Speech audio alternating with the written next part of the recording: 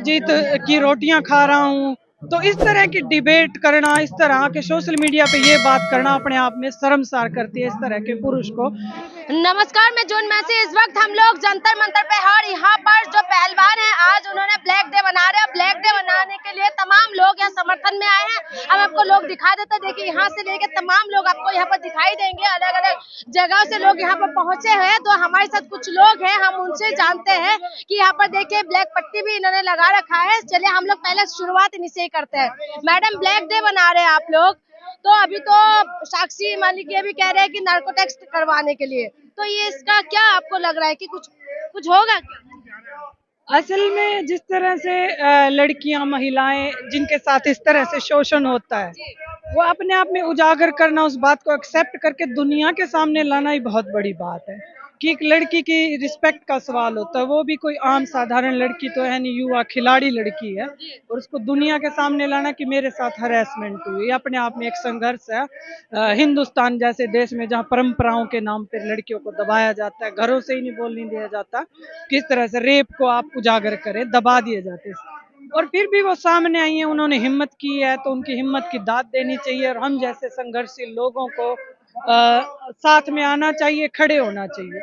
फिर बचता है हमारे देश का कानून। कानून क्या कहता है, संविधान क्या कहता है? महिलाओं को मतलब अगर उसके साथ किसी तरह की अभद्र व्यवहार हुआ है या किसी तरह का गलत कोई तरीका यूज किया गया है, तो अगर वो कह रही है तो चाहे वो झूठ है या सच, उसकी कंप्लेंट दर्ज कर लेनी चाहिए। वो कंप्लेंट इन्होंने ली नहीं है।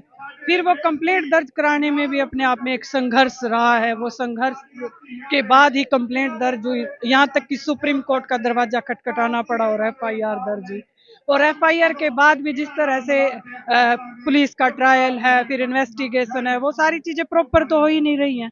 हम देख रहे हैं कि सारी चीजों से छेड़छाड़ हो रही है। वो इसलिए क्योंकि वो एक आम साधारण व्यक्ति तो है नहीं, वो एक मंत्री हैं जिस पे पहले भी बहुत सारे पर्चे दर्ज हैं, बहुत सारी, अगर उस पे इस तरह से कार्रवाई होती तो शायद पहले भी हो चुकी। देखिए वो आजकल घबराए हुए हैं और मीडिया पे आ करके कह रहे हैं कि मेरी इतनी उम्र हो गई और क्या मैं शिलाजीत खाता हूँ, क्या मैं शिलाजीत की रोटियां खा रहा हूँ। तो इस तरह की डिबेट करना, इस तरह के सोशल मीडिया पे ये बात करना अपने आप में शर्मसार करती है इस तरह के पुरुष को, कि वहीं जाकर के उन्होंने बात की है कि मेरे अंदर उस तरह की पावर नहीं है कि मैं शिलाजीत नहीं खाता।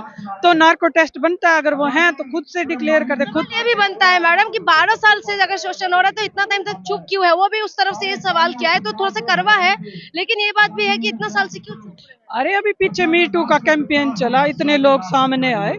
तो हिंदुस्तान है, हिंदुस्तान में कुछ भी पॉसिबिलिटी है। जब महिलाओं को सिर्फ ये कह देना कि मुझे उस तरह से छेड़खानी हुई है तो किस तरह से हमें देखना शुरू कर दिया जाता है। तो वो खिलाड़ी हैं भाई देश की, तो उनके करियर का भी सवाल था, उनकी नौकरियों का, उनके जीवन का सवाल था। तो हो सकता है कहीं ना कहीं उनको कुछ महसूस हुआ होगा कि शायद ठीक हो जाए, या कुछ उनकी मानसिकता रही हो, लेकिन उन्होंने एक्सेप्ट किया है, तो अपने आप में बहुत बड़ी बात है। वो चाहे 12 साल बाद हो, 40 साल बाद हो, या मेरे बुजुर्ग समय में मैं याद करूं कि मेरे साथ वहाँ शोषण तो शोषण हुआ था। शोषण तो शोषण होता है। शोषण है। अगर मेरे साथ कहीं भविष्य में या बचपन में भी अगर मेरे साथ कोई छेड़छाड़ हुई होती, जब मुझे समझ आई कि वो छेड़छाड़ थी, वो गलत घटना थी, किसी ने गलत इंटेंशन से मुझे उस समय छुआ था, अगर मुझे वो आज याद आती है, तो मेरे देश का संविधान जो है मुझे पूरी राइट देता है कि मैं आज भी वो छेड़छाड़ दर्ज करवा सकती हूँ, उस मामले को बता सकती हूँ और देश के सामने ला सकती हूँ। तो क्यों रोका जा रहा है?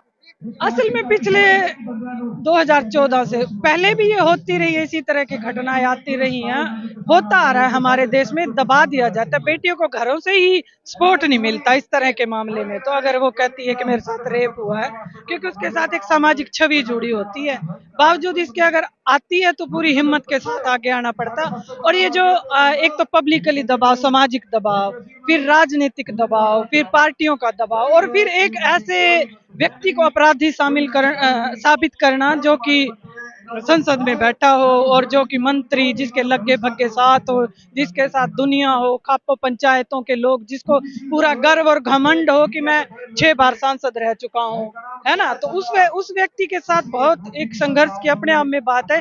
यहाँ देश में हम कई मामले देख चुके हैं, पीछे कई मामले सामने आ चुके हैं कि मतलब आम साधारण आदमी के साथ भी किस तरह से कर पाना मुश्किल हो जाता है। और ये तो बड़े मंत्री हैं, ऐसा कुछ नहीं है। समर्थन तो देखो कोई भी किसी का कर सकता है, सबके साथ फ्रीडम है, लेकिन असल में समर्थन उसको माना जाता है जहां देश, दुनिया, संगठन, औरतें, महिलाएं अपनी सतर्कता और बुद्धि के साथ देख पाती हूँ कि कौन किसके साथ बुरा हुआ है। क्या उस व्यक्ति के साथ बुरा हुआ जिसपे पहले इतने सारे पर्चे दर्ज हैं?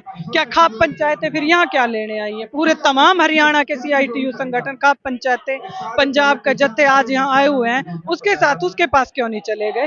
वो उसके अपने लोग हैं, लगे भगे हैं, जिनको वो कुछ देता रहा होगा या जिसको बेनिफिशरी हैं, तो वो लोग हो सकता है 5-10 कुल मिलाकर के खड़े हों।